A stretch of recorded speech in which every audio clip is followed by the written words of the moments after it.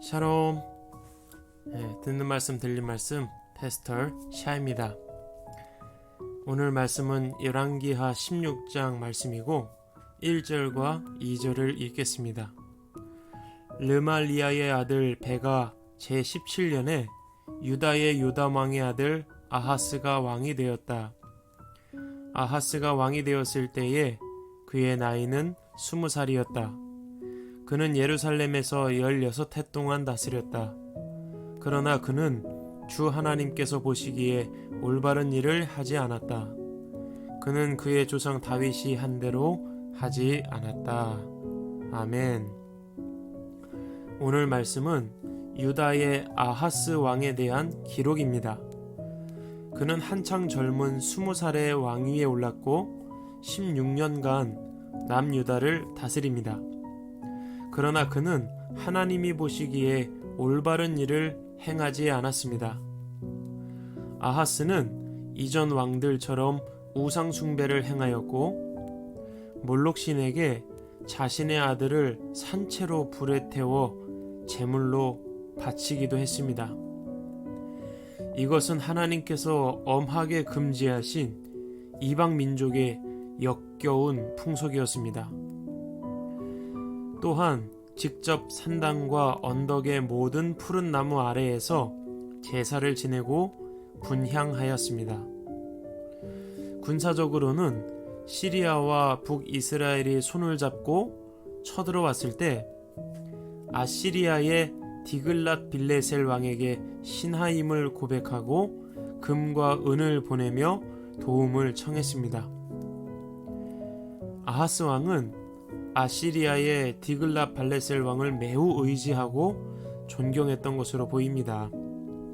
왜냐하면 신하임을 자청하며 군사적 도움을 요청하기도 했지만 디글랏 빌레셀 왕을 만나러 다마스쿠스로 갔을 때 그곳에 있는 우상의 제단을 보고 그 제단의 모형과 도본을 세밀하게 그려서 예루살렘에 똑같은 제단을 만들게 합니다.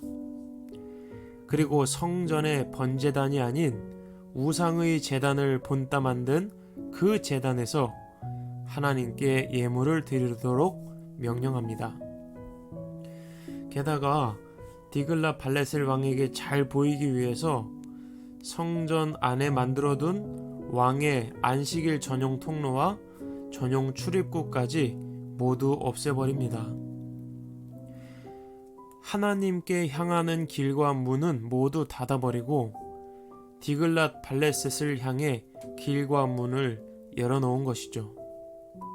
이것이 오늘 말씀입니다. 아하스는 디글랏 발레셀 왕의 팬클럽이었습니다.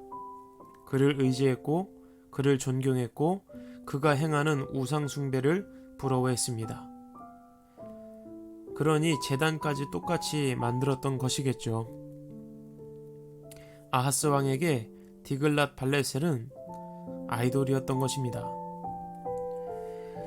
우상 숭배는 하나님 앞에 가증스럽고 역겨운 일입니다. 구역질이 나신다는 뜻입니다. 이런 아하스의 모습은 하나님 없는 하나님의 백성의 표상입니다. 하나님보다 사람을 의지하고 하나님보다 우상을 의지했습니다. 우상의 제단에서 하나님께 형식적인 제사를 드렸습니다.